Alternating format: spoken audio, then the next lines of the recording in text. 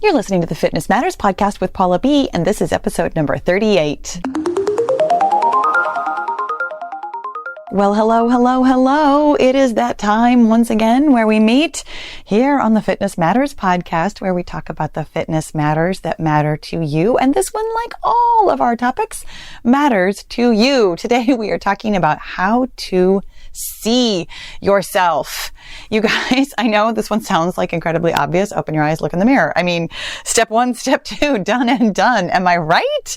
Right. Except for the fact that when we look in the mirror, sometimes I happen to know all y'all don't always see yourself as nicely as you could, as nicely as I personally think you should. And I'm going to issue like a super quick warning on this one, that what I am talking about today is what I would consider, I guess, a normal amount of insecurity. I work in the fitness world. I hear and am privy to a lot of insecurities and a lot of talk about body parts and flaws and trouble zones and problems and all kinds of things like that. I honestly don't know anymore what a normal level of insecurity is, because I hear so much of it.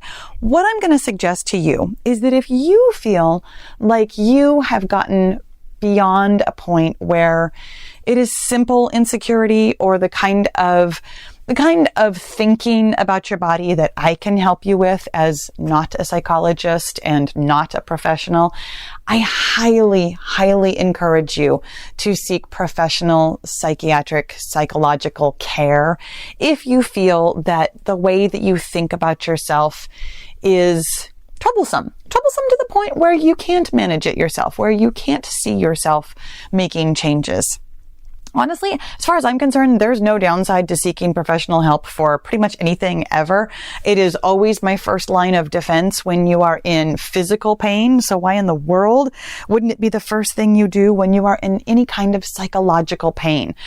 Having said that, I'm still going to progress with today's topic because I have some practical tips for you. I have some ideas and some thought models for you about how you can see yourself maybe more positively than you do right now. And I bring this up because, as I mentioned, oh my goodness, you guys, I cannot tell you how often women want to point out their flaws to me. It's something that I actually find super fascinating. And I'm going to give you one example, but I will tell you, I have definitely dozens and maybe even hundreds, but I'm going to point out one specific example for you because it was, in my opinion, rather extreme. And also, there's literally no way that this person is listening to this podcast because I'm pretty sure she's still in jail. Yes. So I had this client way back in the day. This was literally my first non-friend or family paying client. My first non-paying client when I very first got my personal training certificate was my mom, which is part of why I like working with the older population, one might say politely, is because my very first client ever, I mean, how old is she now? She was in her very late 60s when I first started working out with her. And so it really opened my eyes about working out with women of different ages and different fitness levels and all kinds of stuff. So, I mean, it was very eye-opening. She was a fantastic first client. She did not, however, pay me. So she wasn't maybe a great first client. And then I started working with my sister, and I also worked with my very dear friend. So my first two clients were non-paying, my mom and my sister, and then my friend was a paying client, and I'm pretty sure I offered her a friends and family discount. So my first actual paying non-friend or family client was this woman, and I have no idea how she found me, but I vividly remember going to her house to meet her, to do like the initial consultation and to talk about what she wanted, what her goals were, and all kinds of stuff like this. And bear in mind that I am a brand new personal trainer. I mean, brand new. I've been, quote unquote, in business for myself, but making $0. I've been in business for myself for probably about 5 months at this point, and had really very, very, very little experience, and had almost zero experience of going to people's houses and working with them. And it's so funny to me now. I mean, this is kind of beside the point, but it's so funny to me now to think about how I used to talk to people about setting goals and what they wanted for themselves. And I didn't at the time have the language or the experience or my own thought model about not approaching your body as a problem to be solved, not approaching your fitness as something to be fixed.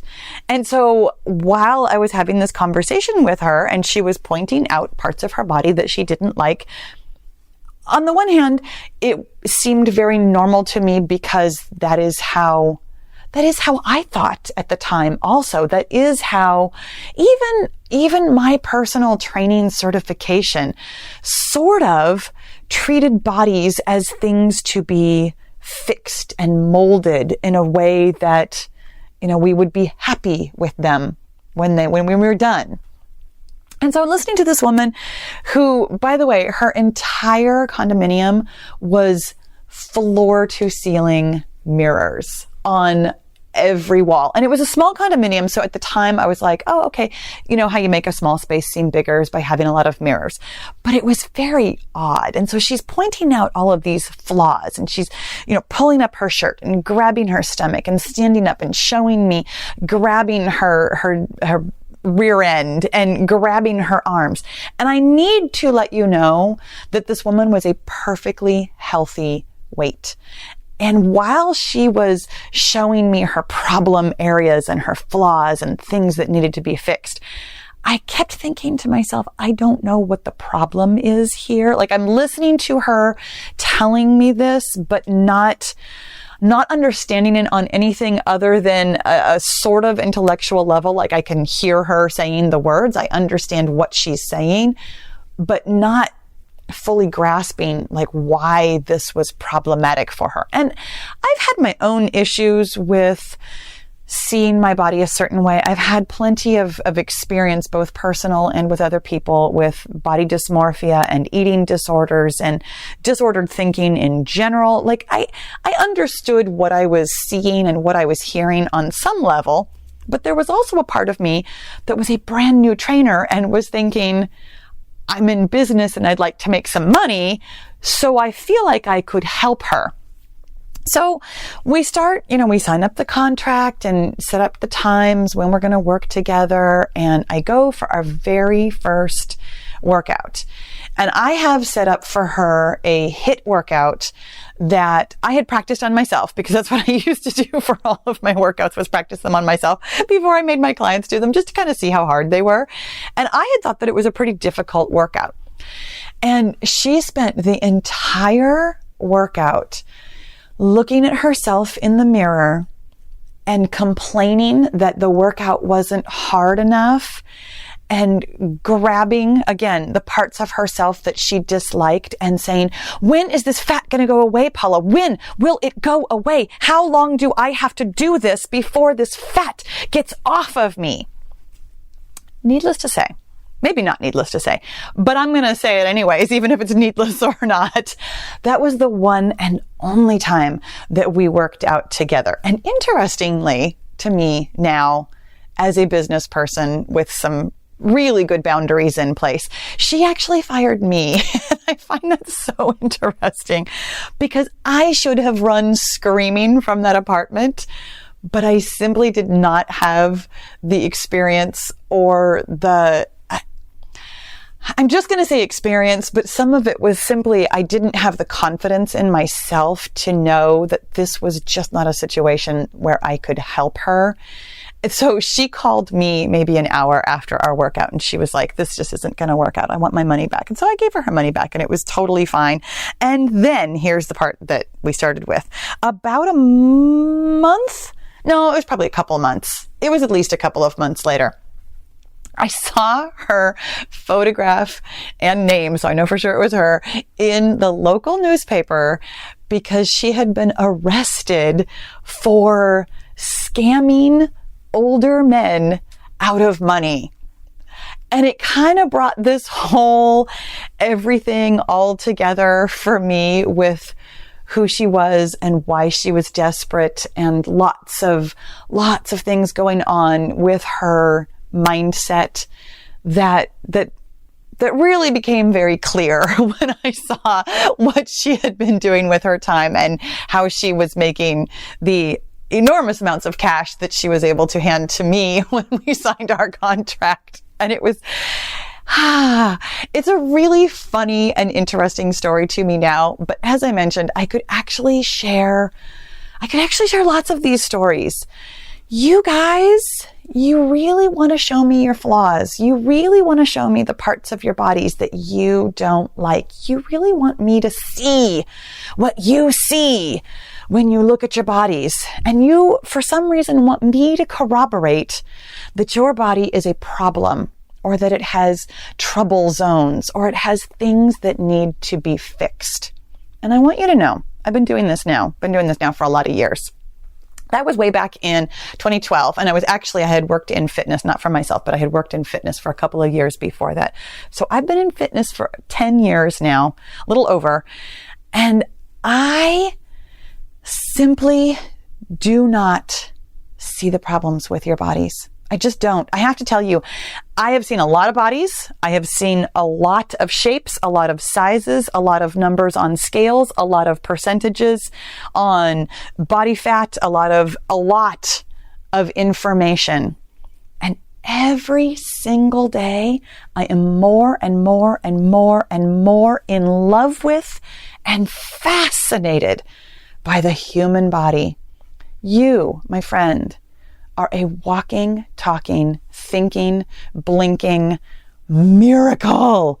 It is a miracle that you're alive. It's a miracle that you do what you do. It's a miracle that your body does what it does.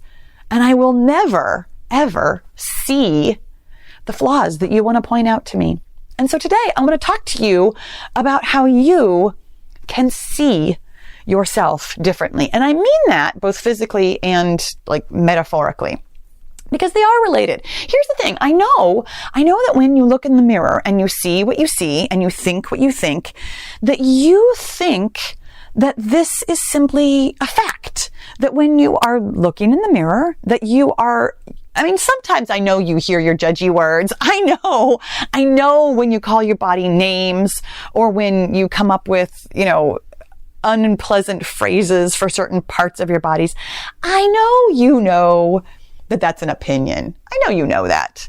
But sometimes you are really convinced that what you see and the way you see it is the truth, that it's a fact, that you could prove to me if you could just simply show it to me, if you could just grab it and show it to me, either, via FaceTime or in person or whatever. If you could just explain it to me, that I, of course, would see it that way too. My friend, that is the hallmark of an opinion. That is 100% the way that you know that what you're saying is an opinion. I'm going to refer you, of course, to the episode Facts versus Opinions if you haven't listened to it yet. This really is, it's such a foundational episode where it really goes into great depths about the difference between facts and opinions, and how so many things that we think about ourselves as facts really, really aren't. And opinions, because they're opinions, they can totally change. Other people can have different opinions about something that we have opinions about. And when we realize that everybody's opinions are different, it really opens up the door to you realizing that you can change your own opinion if you want to. I highly recommend that episode. In fact, a lot of what I'm going to say today is going to basically reinforce a lot of what we talked about in that episode. But today we're really talking about the physical aspect of it, about seeing yourself differently. Because I know that you think you'd like to have a better opinion of yourself. Like, I think we all can somewhat agree that thinking nice things about yourself, of course that sounds lovely. Of course it does. But then when you look in the mirror and you are faced with what you see, that makes it really hard to have a good opinion of yourself, right? Wrong. Not right at all. Not right at all, my friend. What you see physically is 100% based on what you are seeing in your mind. And what you are seeing in your mind, my friend, we've already covered this, is an opinion. When you see yourself physically, you are having thoughts. You are not just taking in the visual of your body and simply letting it do what it will do, wash over you. Because if you did, you wouldn't actually feel anything. You wouldn't actually have any sort of an opinion. But when you take in what you are taking in, you process it and you have a thought about it. That thought is your opinion.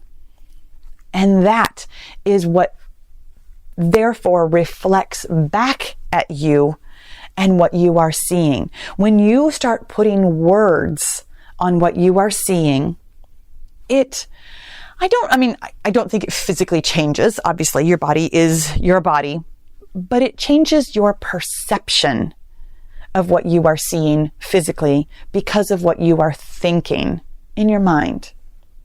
And the way to change what you see is to change what you think. It's absolutely to change your opinion of what you are seeing. And so I do have some practical thoughts for you, a couple of different practical thoughts. But first I want to talk to you a little bit about what we were talking about calling yourself names. Here's why this is super detrimental to you. When you look in the mirror and you see yourself and you start using phrases like menopause or bat wings or cottage cheese, or I could go on. You know what? I'm actually not going to go on. I'm going to stop myself with those because I don't want to belabor that part of my point. Here's the part that I am going to belabor. When you call yourself names, you are doing a couple of different things. Number one, you are pulling your body apart into pieces rather than the whole. Pulling your body apart and only seeing one part of it is part of dehumanizing yourself. The other half of that is calling yourself names. The dehumanization of yourself is really super dangerous. I know you understand this on a global scale, given the way the world is right now, given the things going on in the world. I know you understand that dehumanization is one of the first things that leads to violence, that leads to subjecting other humans to inhumane behaviors. When you dehumanize yourself, you make it easier and easier and easier to be cruel to yourself.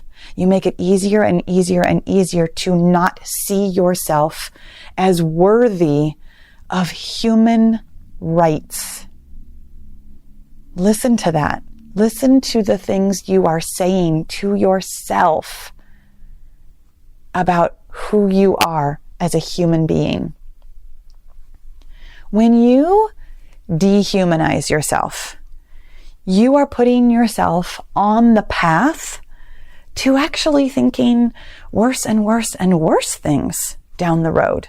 And the worse you think about yourself, the worse you will treat yourself. This is where that first story comes into play. That woman had probably been thinking some pretty dehumanizing things about herself for quite some time. As it turns out, she had put herself in a to be fair, maybe there was another person at play in that whole situation, and maybe I don't understand everything there is to understand about it. Dating older men and defrauding them for money is something that you can do when you have dehumanized yourself.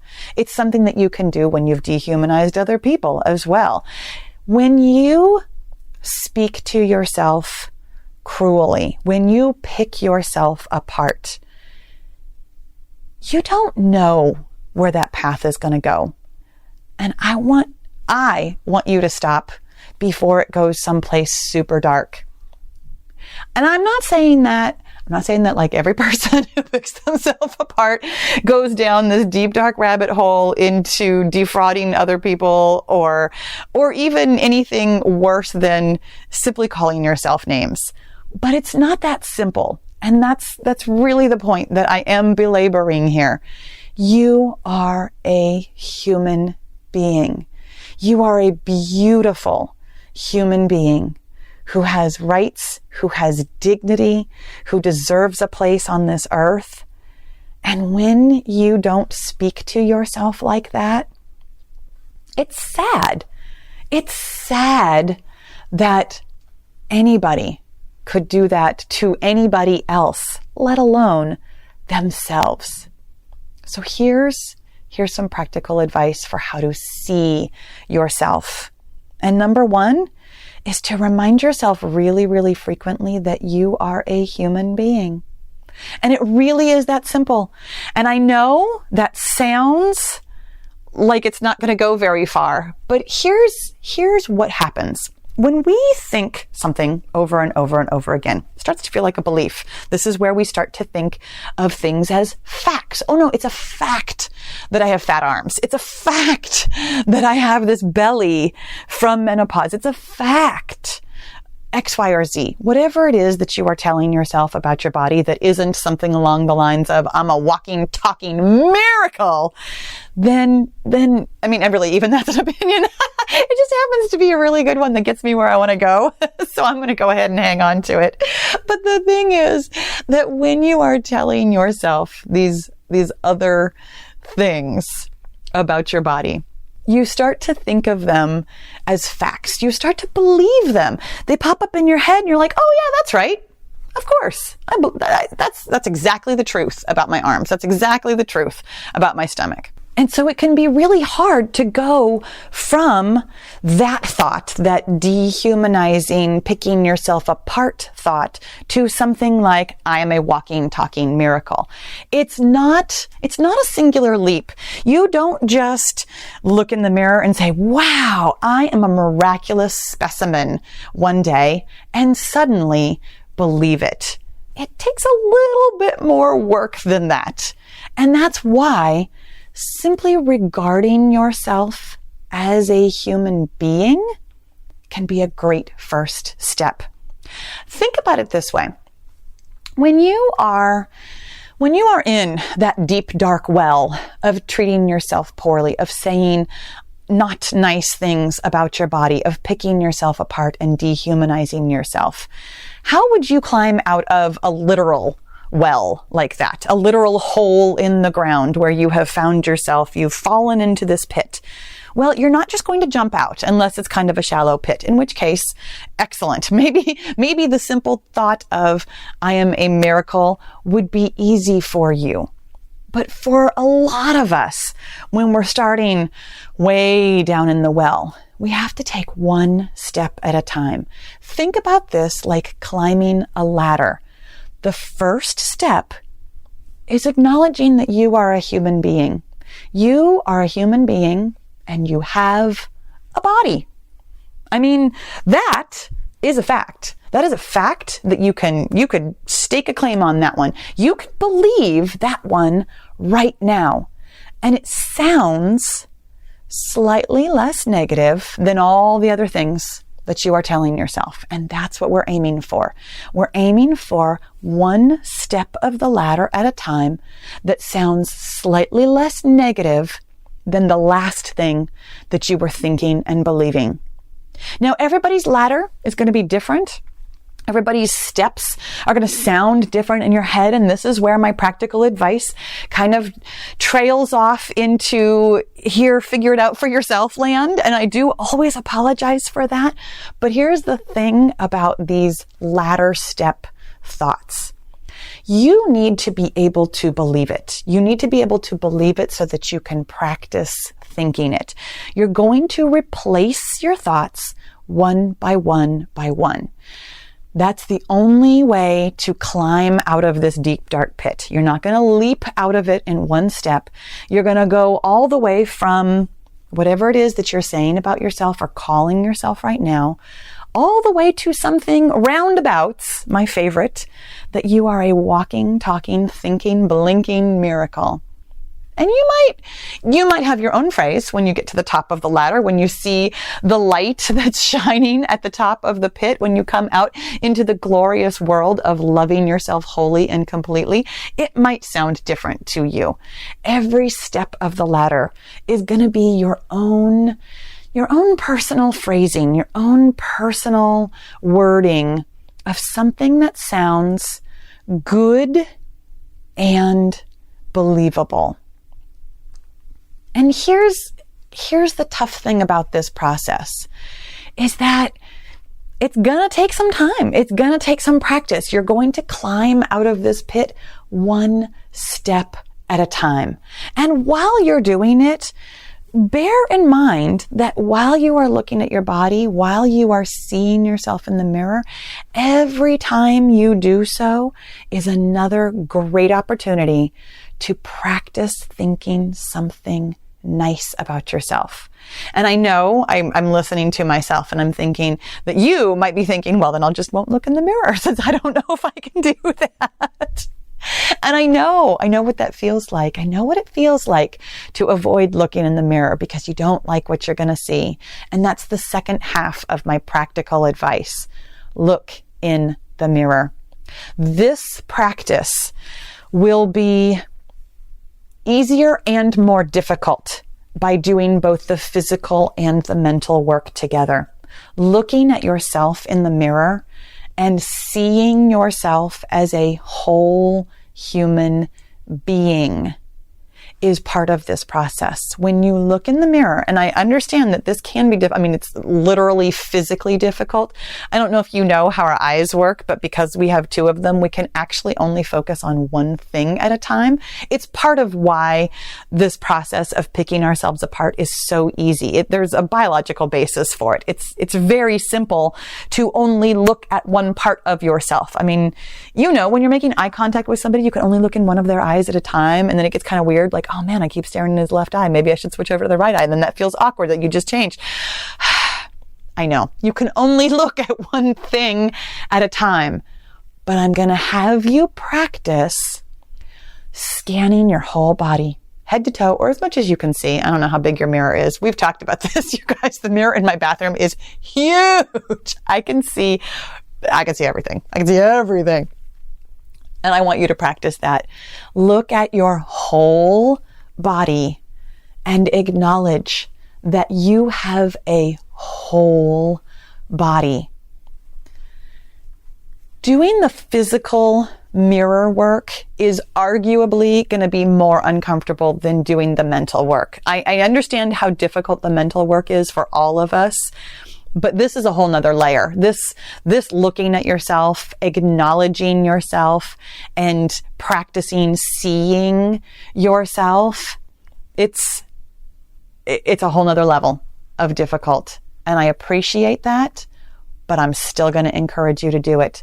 When you see yourself as whole, you see yourself as human. Seeing yourself as human is the point of this process. You are a human being. And that means that you are a walking, talking miracle, my friend. There's no two ways around it, but you're going to have to take a couple of steps to get there. Now, the other thing that I'm just going to caution you about real quick is that sometimes when we start to do this work, we notice how deep this well is. We notice all of a sudden, oh man, I've been saying some really terrible things about myself for a really long time. And every time I look in the mirror, there's more. And you start dredging up, you start realizing just how many things you've been saying about yourself. And your instinct might be to beat yourself up for that. It's such an ironic thing that we do. You're trying to do something nice for yourself, and instead your brain offers you, wow, you say a lot of terrible things about yourself, don't you? My friend, your brain is always going to offer you something negative. It just is. It's one option on the menu that your brain has to offer you. Remind yourself that where you are is where you are. You're climbing out of this pit. You're going to take it one step at a time. Being patient with yourself, being patient with this process is part of the process, and it's something that you are going to have to work on simultaneously. Being impatient, like, man, I wish I could see myself as a miracle right now. Why can't I see myself as a miracle? Isn't super helpful. And I know that when I said it like that, it was pretty clear that it wasn't a helpful thought. Being patient with your brain and the steps that it needs to take to get to you being a miracle, acknowledging your miraculousness. It's all part of what we're doing here. When you see yourself, really see yourself, both physically and mentally, as a human, as a worthy, deserving, beautiful, miraculous human being, you're going to be amazed at how little those flaws matter. You're going to be amazed at how different you look, even if you don't lose a pound, even if you don't exercise, even if you don't pick up a heavy thing or put it back down or do anything to change your physical appearance. What you see in the mirror and what you see in your mind will be amazing to you. My friends, I know this was a lot. We got deep today, as we do. And I always want to know. You know what? I don't want to know what your deep, dark thoughts are. Sometimes I do ask you about that. What are you thinking right now? I want to know, what is the next step up your ladder? What is the next nicest thing that you are going to start saying to yourself? That's what I want to hear. I want to hear about the next step on your ladder out of the pit. Feel free to leave a comment. You guys, thank you so much for listening. I love your miraculous self, and I'll talk to you again soon.